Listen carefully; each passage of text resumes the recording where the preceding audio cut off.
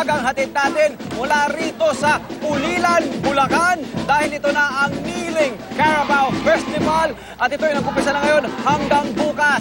Siyempre, ito ay bilang pagbibigay pugay na rin ng mga magsasaka sa kanilang patron na si San Isidro Labrador para sa isang taon na masaganang ani. At kung wala naman siyempre tayong mga naka-forma na ito, mga poging-pogi na dating putikan, ngayon poging-pogi, di ba? Hindi magiging successful ang ating ani kasama ng mga magsasaka. Kasama natin ang mga Carabaos na yan na nagbabow down, di ba, Arn?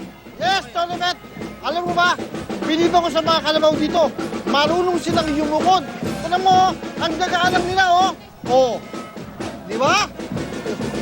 Very good. Tama ka riyan. Tingnan nyo naman, ang ating mga kalabaw na ito, oh, pogi-pogi, kay babango. Bihis na bihis sila. Tapos, ayan nga, kita-kita nyo naman, di ba? Ready na sila para sila ay pumarada. Umikit ko muna may mga 14 or 19 na mga floats ng mga Carabao na makikita natin. Usually, Kapuso, sila ay pinapalamutian at pinipinturahan. Pero safe naman yung paint na yan, di ba? Yung parang human yung mga sa mga art projects na ginagamit natin, ganyan na safe at non-toxic, yun ang ginagamit din naman sa kanila, sa mga safe parts na bahagi, safe parts ng mga katawan nila. Para naman po magbigay pa ng karagdagang impormasyon tungkol sa Kniling Carabao Festival, kasama natin si Father Mario Ladra, ang Parish Priest of San Isidro Labrador Church. Good morning, Father. Good morning, Tony Pet.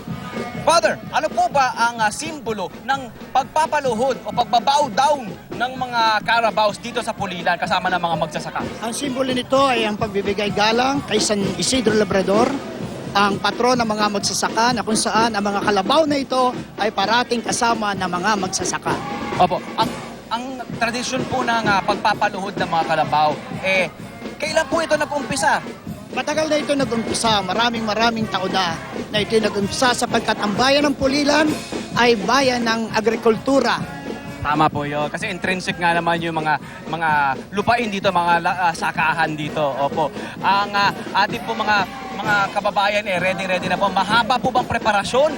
Kinukondisyon po ba natin talaga dapat ang mga kalabaw na ito? Mahaba ang preparasyon. Sa totoo lamang simula pa ng May 6 kami nagpe-prepare na at kinukondisyong magaling ang mga kalabaw para hindi magwala. Para hindi magwala. Alright, maraming salamat, Father. Makikisaya kami mamaya. At ito po, kasama natin. Ay, salamat po, sir. Salamat. Ay, thank you, Father. Thank you po.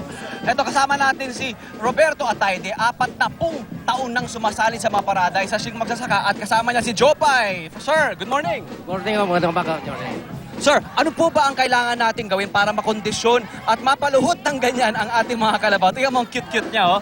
Ano po bang ginagawa natin? Training mo mabuti, araw-araw training para matutong lumakad.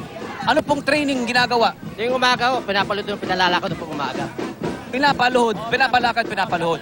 Ano po ba ang diet nila? Dapat po ba meron pang parang iba, parang sinusuhulan, di ba, kumbaga, in a good way, yung ibang mga animals, di ba, para sumunod. Siya po ba, meron pang susuyo? Sinusuyo rin para lumakad, para bumait, para lumakad.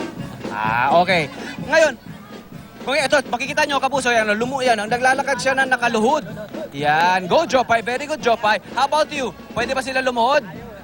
Ayan to, lumuluhod. Ayan, kung nakikita ninyo, ibang klase siyempre ang demeanor, di ba? Dapat magandang disposition ng ating mga kalabaw. Sila ay napahinga, sila ay nakakain ng tama, di ba? At saka naman isang beses na naman po sa isang taon nangyayari po ito.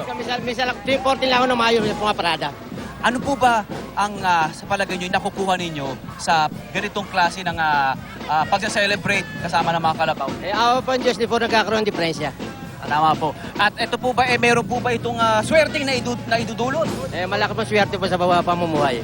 Okay, very good, sir. Maraming salamat. Okay, mamaya naman. Ayan. Thank you, Jopay. Jopay, meron ka bang message sa ating mga kapuso? Uy, meron pang ganun, no? Ang cute nila, di ba?